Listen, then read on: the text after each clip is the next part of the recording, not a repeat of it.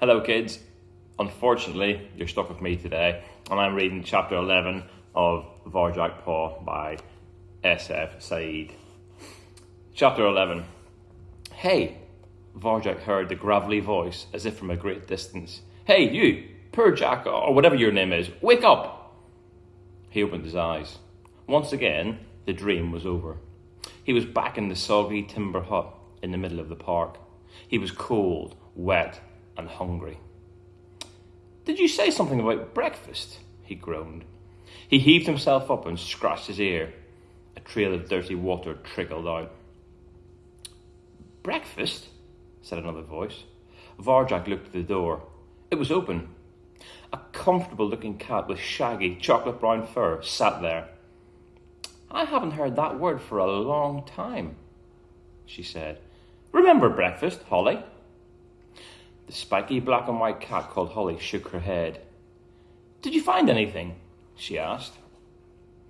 Not a sausage, but looks like you have.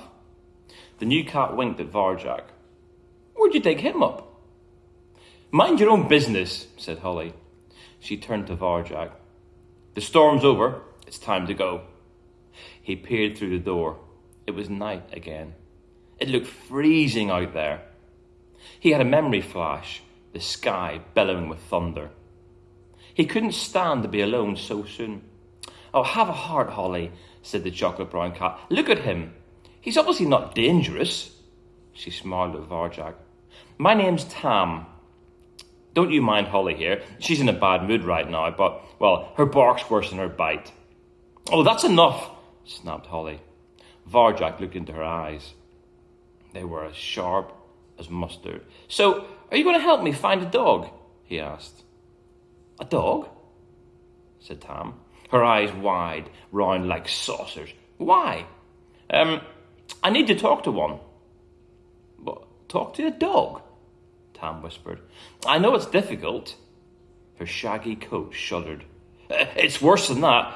Do you have any idea what you're saying? Oh, don't listen to him, Tam, said Holly. He doesn't know anything. Yes, I do, said Varjak. Oh, go on then. Tell Tam what your name is. She smiled. I'm Varjak Paw, he said, with all the dignity he could muster. It's a noble name. I'm a Mesopotamian blue.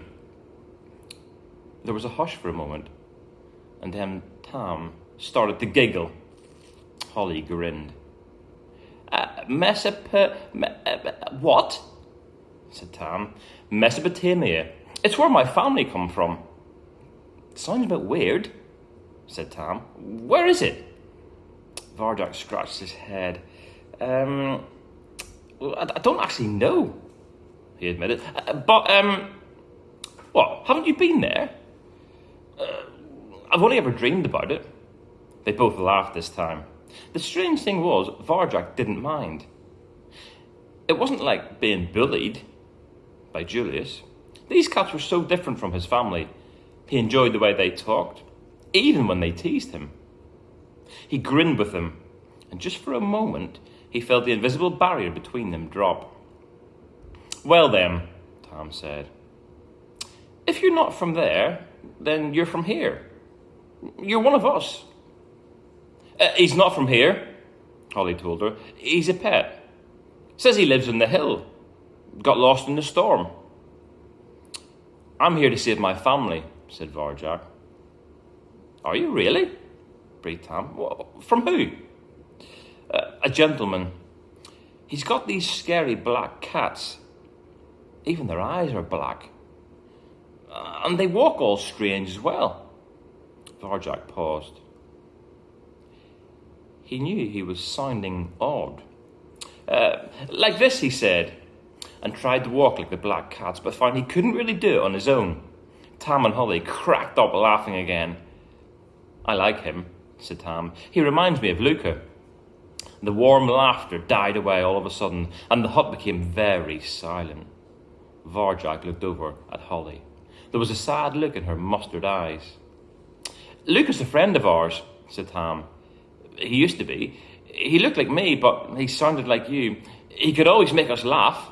Anyway, he He ended up joining a gang. It was when the food started to run out and the gangs were taking everything and we were so hungry. I told him it was a bad idea, said Holly quietly, but he joined one anyway. And then he vanished. Some friend. What, he left you? Asked Varjak. Well, not left, said Holly. Vanished. It happens all the time in this city. She glanced at the door. Her invisible barrier was definitely up again. But that's just what friends do. They're not worth having. Why not? Varjak thought he'd give anything and do anything for a friend. Nothing could be worth more. Well, because they let you down in the end. They leave you in the end. It's best to be alone, in my opinion. Oh, don't worry, Varjak, said Tam. She doesn't mean it. Holly tries to act all hard, but, well, she's the best friend you could have. And she likes you, really. I can tell. Oh, that's enough, shouted Holly. She looked hurt. If you two are such good friends now, well, why don't you just go off together? Go on, then. She stalked away out of the hut into the park. She was going. Varjak followed her. He had a strange feeling, more like something important was slipping through his paws. Wait, he said. Don't follow me, she growled as she paddled off, tail held up, spiky and solitary. An unapproachable cat. Oh no, said Tam, hurrying after her. I shouldn't have mentioned Luca. I ruined it. Holly, wait for me! She scuttled away into the night, and once again, Varjak Paw was left all alone.